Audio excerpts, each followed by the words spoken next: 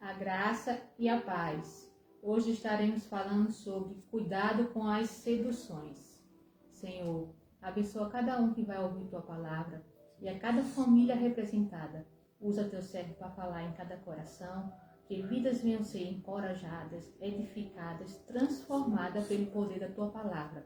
Abençoa a todos, nós te pedimos e agradecemos, em nome de Jesus. Amém. A graça e a paz. Cuidado com as seduções. Bem, hoje é a última sexta-feira do mês. Está vem se aproximando aí a festa da carne, conhecida aí como carnaval.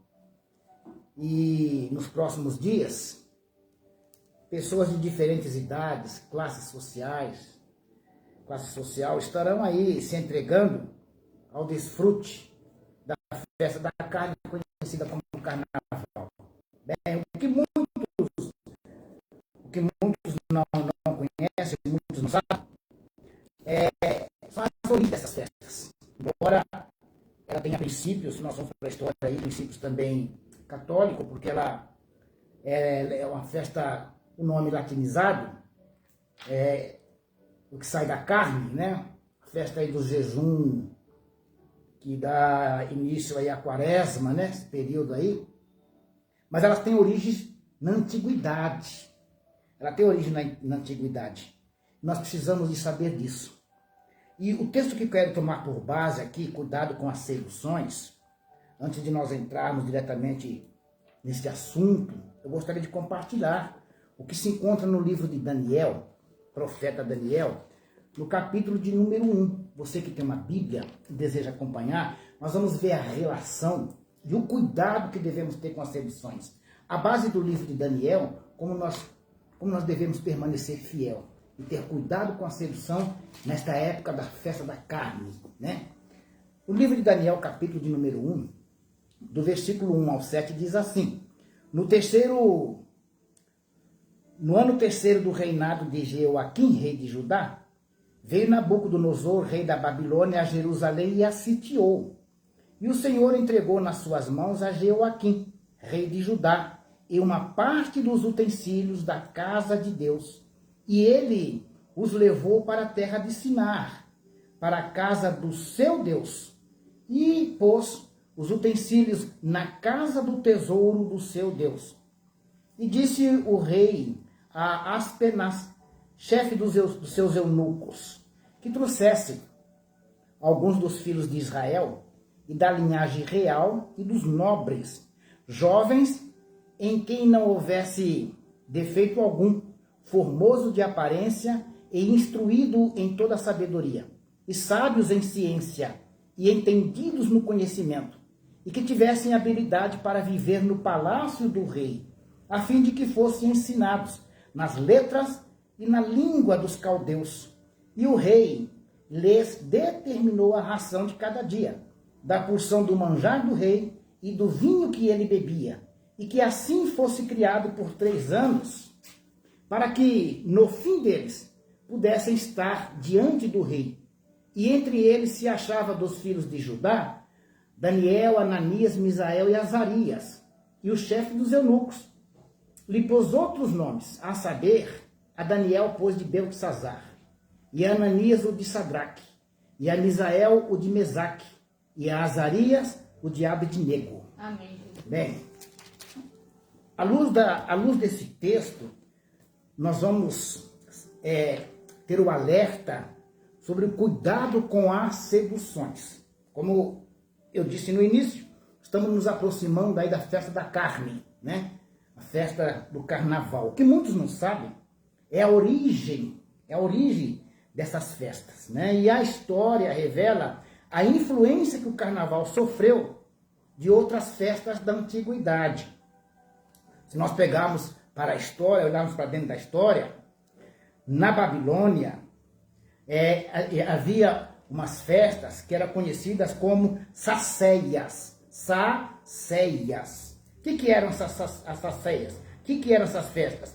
Era um tipo de celebração em que um prisioneiro assumia durante alguns dias a figura do rei. vestia-se como rei, alimentava-se da mesma comida do rei e dormindo com as esposas do rei. No final, o prisioneiro era chicoteado e enforcado. Essa era uma das sociéias, uma dessas comemorações, celebrações. Então, pegavam-se o prisioneiro e vestiam ele como a veste de um rei, né? Máscara, e colocavam nele vestes de um rei, e o prisioneiro se vestia durante alguns dias como rei, se alimentava da mesma comida do rei e até dormia nos aposentos do rei com a esposa do rei, com as esposas do rei, né? O rei tinha visto o harém. No final de dessa celebração, chicoteavam na frente de todos o prisioneiro. Depois ele era enforcado. O outro evento, o rei perdia seus emblemas de poder e era humilhado em frente a uma estátua, né, da sua divindade. As duas festas babilônicas simbolizavam a subversão de papéis, ou seja, a perversão moral. Então veja qual é a raiz dessa festa. Lá na Babilônia, no tempo dos caldeus e na Babilônia, essa celebração tinha o nome de Sacéias. Então pegava-se ali um prisioneiro, esse prisioneiro era vestido como rei, comia na mesa do rei, as comidas do rei, até se deitava com as esposas do rei nos aposentos, mas depois ele era enforcado. O outro tirava ali os emblemas do rei, e o rei era humilhado em frente de uma estátua de uma divindade. Então, ambos mostravam ali, né, a subversão, a perversão moral. Bem, ao longo da história, Satanás sempre lutou para trocar os papéis, trocar os valores. O bem passa a ser o mal e o mal o bem. Sempre foi essa a intenção de Satanás, desde o princípio. Desde os primeiros, do primeiro casal, Adão e Eva no paraíso. Satanás sempre teve essa intenção da troca de papéis, troca de valores. O bem passa a ser o mal e o mal passa a ser o bem. Mas como evitar as seduções? Como podemos evitar as seduções? Podemos aprender com a história de Daniel e o bom exemplo de Daniel. Romanos capítulo 15, versículo 4, o apóstolo Paulo diz assim: porque tudo quanto outrora foi escrito para o nosso ensino foi escrito. Então nós podemos aprender com a história de Daniel. No versículo de número 2, que o texto diz assim: e o Senhor entregou nas suas mãos Jeoaquim, rei de Judá, e uma parte dos utensílios da casa de Deus. E ele levou para a sua terra e para a casa do seu Deus, e pôs os utensílios da casa do tesouro na casa do seu Deus. O que nós podemos entender aí? Demonstra como o rei Nabucodonosor, ele vai usando aqui, influenciado por estratégia. Primeiro, nós podemos aqui observar, né, a iniciativa de impedir o contato com o verdadeiro Deus. O que ele faz? Ele pega os utensílios da casa de Deus, da casa do Senhor ali, e leva para a sua terra, e põe os utensílios da casa do Senhor na casa do seu Deus, de um Deus pagão. Quando isso acontece, o que significa? Significa levar os objetos sagrados para o lugar onde agora aqueles objetos estão submissos ao Deus ali pagão. Então coloca-se ali num lugar, faz ali um lugar, uma casa, ali um lugar, né, onde eles oferecem ali oferenda para o seu Deus, e eles pegam os utensílios da casa do Senhor de Israel e colocam ali. Ou seja, com isso ele está dizendo que o Deus de Israel está sendo submisso ao Deus pagão. Quantas pessoas, infelizmente, hoje, é daí que surge a ideia de fazerem casinhas e colocar ali imagens, né? E ali eles vão adorar a imagem. Ou seja, aquela imagem está submissa a um Deus superior. Então veja que tudo isso vem da Babilônia. Tudo isso já vem de antigamente, essas ideias. E com essa ideia, é impedir o contato com o verdadeiro Deus. Quando a pessoa vai ali numa casinha ali, se prostra, faz oferenda, qualquer coisa, para alguém, um Deus ali deles, que está preso ali dentro, ele está impedindo o contato com o verdadeiro Deus. Ele está querendo dizer que o verdadeiro Deus está submisso àquele Deus que ele está fazendo pedido, que está dentro daquele compartilhamento. Veja que isso já vem da antiguidade. É isso que Nabucodonosor manda fazer.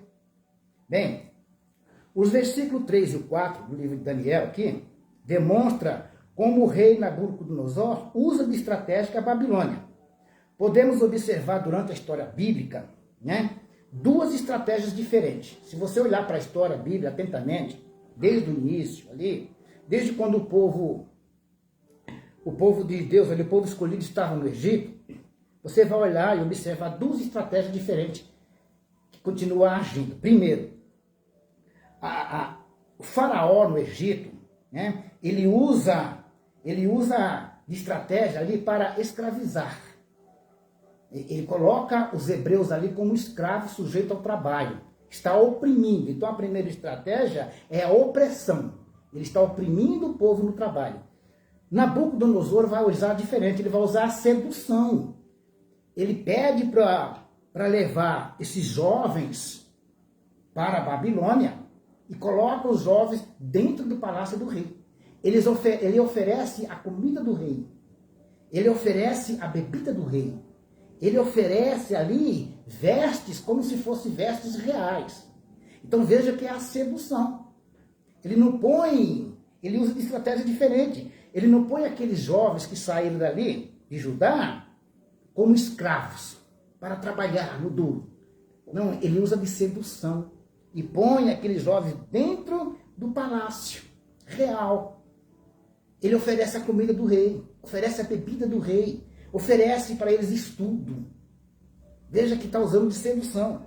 Ora, Satanás tem usado de estratégia, seduzindo muitos nos dias de hoje. Inclusive nessa festa de carnaval aí, o que mais Satanás usa é a sedução. É a sedução, é uma maneira de prender as pessoas. Não escravizando ela como trabalho forçado, mas seduzindo, levando à sedução. Lá no livro de Provérbios, o capítulo 4, versículo de número 23, diz assim: Sobre tudo que se deve guardar, guarda o coração, porque dele procede as fontes da vida. Então, nós devemos guardar o coração para não cair nesse laço de sedução. Encontramos um sábio conselho, né, nesse Provérbios 4, 23. Daniel decidiu ser fiel a Deus de Israel. A intenção do rei da Babilônia era tornar Daniel e seus amigos babilônicos. Daniel era de Judá, da linhagem de Davi. Daniel precisava de tomar uma decisão coerente com o que ele cria. Agora, Daniel está ali na Babilônia, ele foi levado para a Babilônia. Né? E o Nabucodonosor está usando ali de sedução, a estratégia dele é a estratégia de sedução. Mas Daniel precisa tomar uma decisão. E essa decisão tem que ser coerente com aquilo que ele cria, com Deus de Israel. Lá em Mateus 26, 41, Jesus ele vai dizer assim, ó: Vigiai e orai, para que não entreis em tentação. O espírito, na verdade, está pronto, mas a carne é fraca. Então, essa decisão tem que ser tomada pelo espírito, porque a carne é fraca. A sedução. O que ele está oferecendo pela sedução? A comida, a bebida, as vestes, o convívio no palácio. Então Daniel ele tem que tomar uma decisão. Essa decisão de Daniel tem que ser coerente, tem que ser baseada no espírito, porque a carne é fraca. Tudo que Nabucodonosor está usando ali é a sedução, seduzindo, oferecendo coisas que alimentam os desejos da carne. É isso que acontece aí nessa festa do carnaval. Bem, nós temos livre-arbítrio. Nós temos o livre-arbítrio para decidir. E Deus sabe o que nós livremente decidimos. Deus sabe muito bem o que você decide livremente. Então, Deus não decreta. Deus não decreta quem vai praticar o bem ou quem vai praticar o mal. Deus não decreta quem vai ser salvo ou quem vai para o inferno. Por quê? Porque Deus vê a nossa decisão no futuro, como se fosse agora.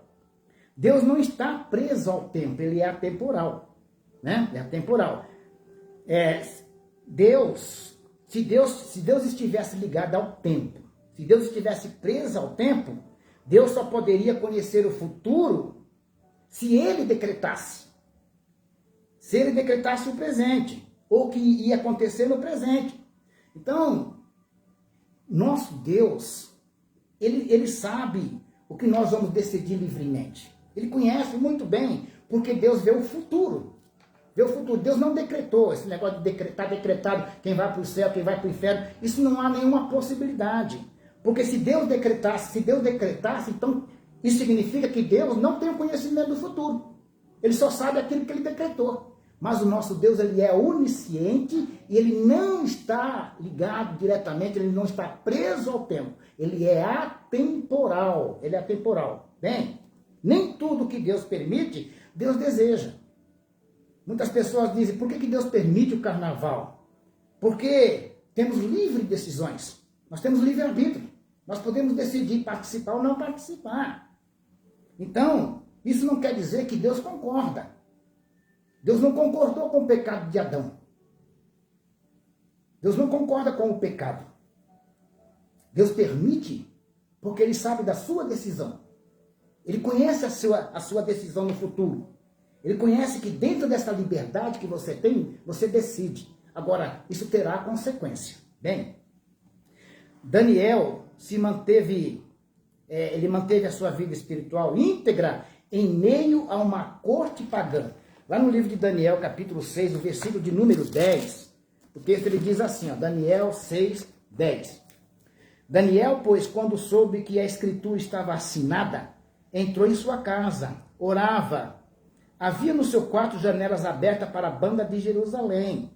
E 3 vezes no dia se punha de joelhos e orava e dava graças diante do seu Deus, como também antes costumava fazer. Então Daniel tinha esse hábito de orar.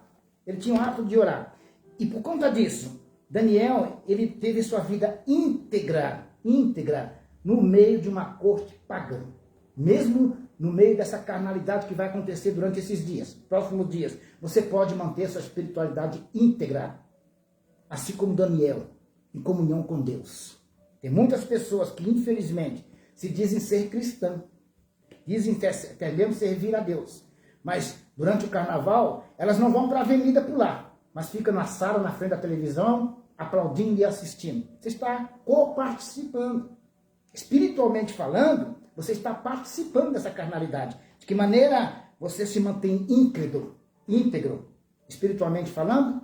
Em oração, em comunhão com Deus. Daniel se manteve íntegro no meio de uma corte pagã. O sistema babilônico não corrompeu Daniel. Ele estava ali. Mas aquele sistema da corte babilônica não corrompeu o coração de Daniel. Você pode se manter íntegro espiritualmente durante esse tempo de carnaval sem se corromper. Não existe essa conversa de carnaval gospel. Não existe isso. O princípio da festa já é satânico, é diabólico, é da carne. Tudo aquilo que se pratica ali, se praticam contra a vontade de Deus. Por que usam máscara? Porque nós não precisamos de usar máscara. Porque a luz de Cristo tem que refletir no nosso rosto. Porque aquilo que eles fazem em treva é vergonhoso. Então, se mantenha íntegro, se mantenha firme. Você não necessita de participar, de colocar os seus olhos nessa podridão chamada festa da carne, que é o carnaval. Daniel, ele se manteve firme ali. Existe um ditado antigo, não sei se você conhece, que diz assim, ó, em Roma, faça o que os romanos fazem. Em Roma, faça o que os romanos fazem. É o mesmo argumento que as pessoas usam hoje, mas todo mundo faz. Todo mundo faz. Porque todo mundo faz, você não necessariamente precisa de fazer. Você não precisa de se moldar ao mundo. Nabucodonosor mandou mudar o nome de Daniel, a comida de Daniel, a educação de Daniel. Porém, Nabucodonosor não podia mudar o coração de Daniel. Porque ele decidiu se manter íntegro, fiel a Deus. A pergunta que se faz é, valeu a pena resistir à sedução? A resposta nós podemos encontrar no versículo 8 e 9 do capítulo 1 de Daniel. O versículo 8 diz assim, e Daniel assentou-se no seu coração não se contaminar com a porção de manjar do rei, nem com o vinho que ele bebia. Portanto, pediu ao chefe dos eunucos que lhe concedesse não se contaminar. O versículo 10 diz assim, ora, deu Deus a Daniel graça e misericórdia diante do chefe do eunuco. Valeu a pena. A atitude de Daniel fez com que Deus desse graça a Daniel e misericórdia diante do rei. Todo aquele que decide no seu coração a se manter íntegro espiritualmente diante do Deus que serve, ele vence a sedução. Como então vencer a sedução, né? De que maneira, né? Nós devemos vencer a sedução? Tendo cuidado, ser vigilante. Muitas pessoas acham que é só orar, mas a Bíblia diz assim, ó, vigiai e orai. Vigiai, vigia. Nessa época da festa da carne, é a festa onde que Satanás usa para seduzir as pessoas. E, infelizmente, muitas pessoas, até mesmo se dizem ser cristãs, são seduzidas pela fascinação de Satanás durante essas festas. O mesmo argumento, a mesma estratégia que Nabucodonosor ali usava, né? Ele usou de estratégia diferente de Faraó no Egito, não escravizando diretamente, mas seduzindo, levando para o palácio, oferecendo as coisas do palácio. Muitas pessoas estão sendo seduzidas pela alegria, né? Pelas cores, pelas músicas dessas festas. Mas é justamente ali onde Satanás está trabalhando. Porque tudo aquilo, toda essa festa, é uma festa que provoca a ira de Deus. E a maneira de você permanecer firme, íntegro, resistindo à sedução, é sendo guiado pelo Espírito de Deus, decidindo no seu coração ser fiel. É você que decide, toma a decisão correta. E eu quero orar por você. Quero orar por você que talvez está ouvindo essa mensagem e acha que somente assistir pela televisão não tem problema. Você está co-participando. Talvez você está ouvindo essa mensagem e você acha, não, mas pode ter carnaval, eu gosto. Não, não existe isso. Não existe. Você não vai ver nenhum versículo da Bíblia Jesus mandando participar das festas do mundo. É ao contrário, o apóstolo Paulo diz, não vos moldeis ao mundo, não torne a forma do mundo. Então quero orar por você. Senhor, eu oro por essas pessoas que ouvem, que ainda vão ouvir esta mensagem, para que esta palavra venha direcioná-las. E assim como Daniel decidiu não se contaminar com o que Nabucodonosor estava oferecendo, e assim ele teve bom êxito, e ele venceu as seduções. Que essas pessoas possam vencer mediante a tua palavra, o agir do teu Espírito na vida delas. Eu peço também, Senhor, ter misericórdia de milhões e milhões de pessoas que estão cegas espiritualmente. Quantos pais de família, quantas mães de família estarão ali se prostituindo, estão ali mostrando seu corpo, envergonhando a sua família, a sociedade e provocando a ira do Senhor.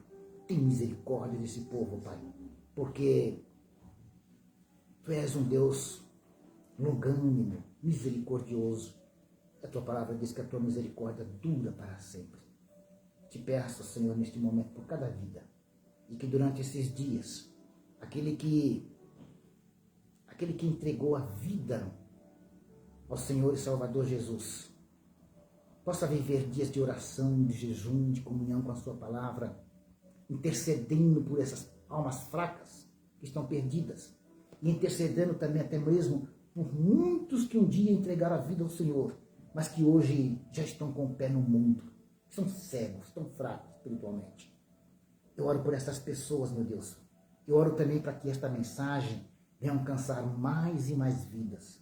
Que todos quanto ouvirem, sintam o desejo de compartilhar esta palavra para que mais pessoas sejam fortalecidas e encorajadas a vencer, lutar contra a sedução desta festa diabólica que é essa festa da carne. Em nome de Jesus eu te peço, ó Deus, eu te agradeço. Que Deus te abençoe.